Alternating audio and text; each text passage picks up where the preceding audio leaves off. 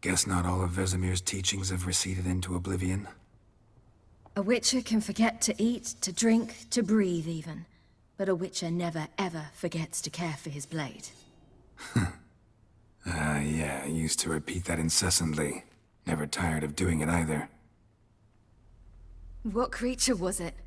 Huh? Creature? One that gave you the scar over your left eye. It's new. I don't remember it. Souvenir from the Cockatrice of Spala. Another addition to the collection. Nothing special. Yours has healed beautifully, though. Avallac'h. He prepared some special ointments for me. But that was before the curse gripped him. Wonder where he is now.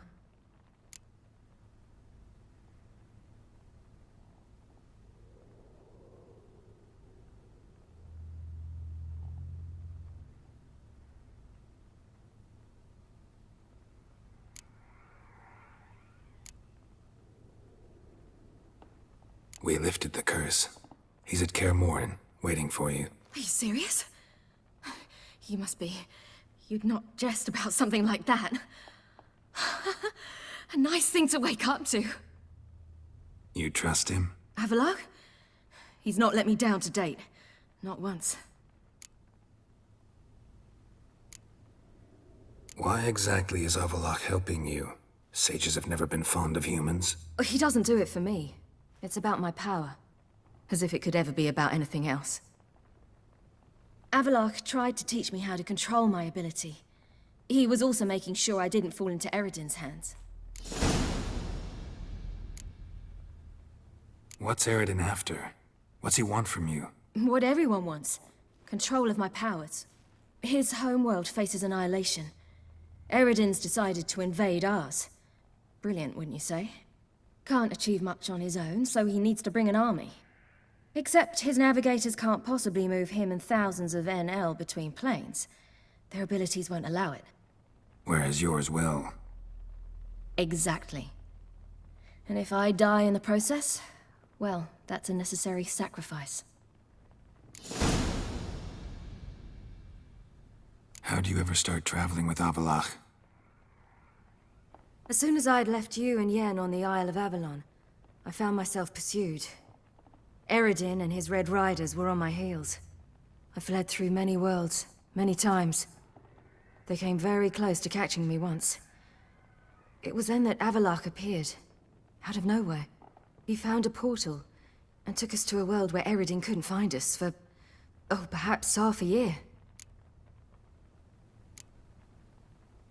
The world where Eredin couldn't find you. What was it like? You wouldn't believe me if I told you. Try me. People there had metal in their heads. Waged war from a distance, using things similar to megascopes. And there were no horses. Everyone had their own flying ship instead. Ciri, stop fooling around. Told you you wouldn't believe me. We should have stayed there. So why'd you return? I thought the hunt had lost my scent for good. I thought I was safe. Besides, I wanted to find you. You and Yennefer. You were looking for us. We were looking for you. Times I thought you were just a step away.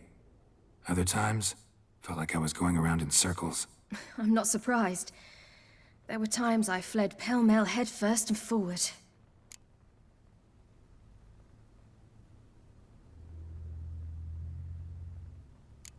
So tell me how it happened, step by step.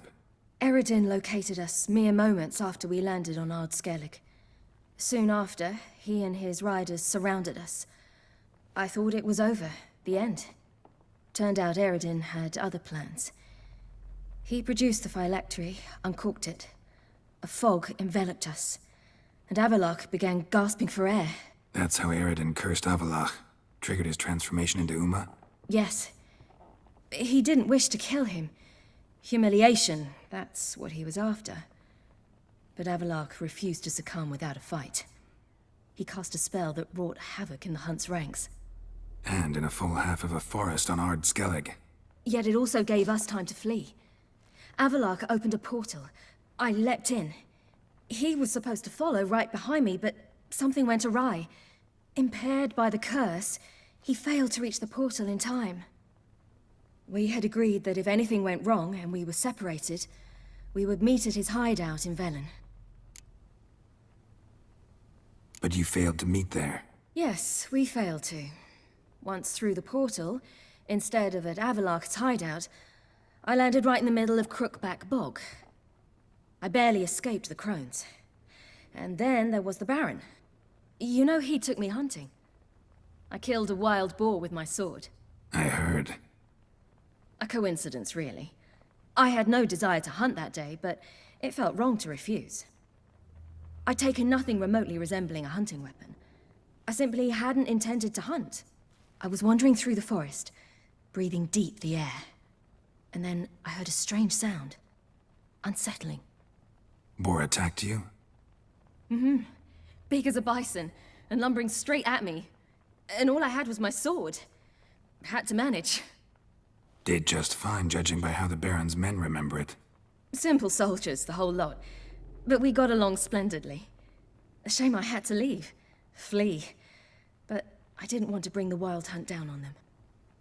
Apart from which, I knew by then the curse was progressing. So instead of looking for Avallac'h, I decided to find you and Yen. So how'd you even meet a man like Whoreson Jr.? You and Yennefer were nowhere to be found, and I needed someone who could fix the phylactery. No ordinary craftsman would do. I needed a mage, one with extraordinary powers. Dandelion took it upon himself to help me. It was as if his honor depended on it. He arranged a meeting with a mage, but it proved a trap set by the temple guard. Failed to mention that. Probably didn't want to worry you. Later, we learned the guard did that sort of thing regularly, in the hope of nabbing anyone who collaborated with mages. We needed to find another way. That was clear. Then Dandelion said he knew a man who owned a piece of Novigrad, as he put it, could do more than others. He was certain to know someone who could fix the phylactery. Whoreson Jr. I suspected it might not be the best idea, but I was desperate. I had no choice. You suspected right. Whoreson was not the ideal partner in crime. Damned simpleton got it in his head that we'd cheated him and kidnapped Dudu. Who you promptly freed only to have to flee to Temple Isle. Great idea. We hadn't planned it. Had no time to consider. We'd just bolted. I didn't even realize the guardsmen were driving me into a trap. Suddenly there I was, and I knew I had to disappear. At once. And that's when you landed back in Skellige. The shore of Hindisfjall. The first pleasant place that came to mind. Hjalmar and I used to swim there. Wait, so you actually wound up there by accident? I thought you and Avallac'h had arranged something. No, he simply sensed me use my power. Just as Eredin can sense where I am, where I travel. In fact, Eredin arrived soon after I did. His riders in tow. Once again, things happened quickly. Lofoten, the Hunt's attack, my flight. And then... dreams. Just dreams.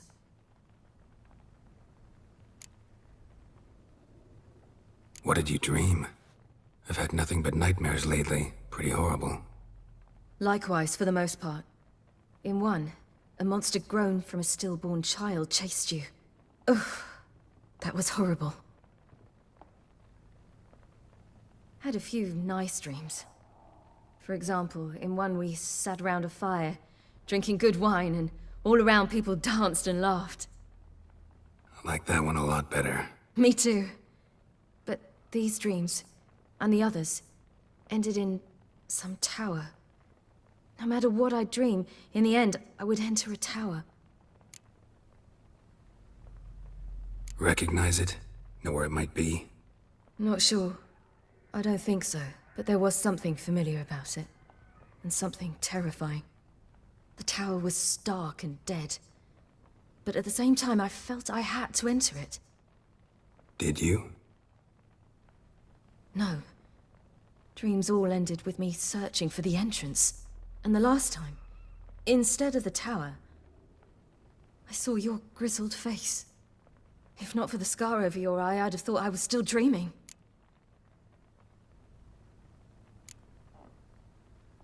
I was afraid you were dead.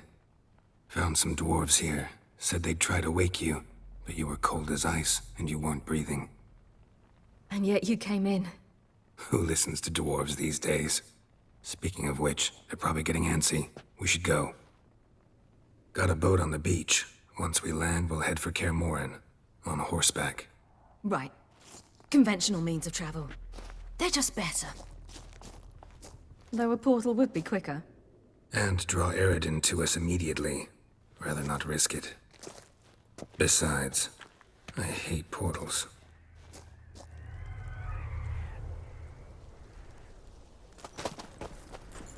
Damn. Listen, we gotta think of a way to...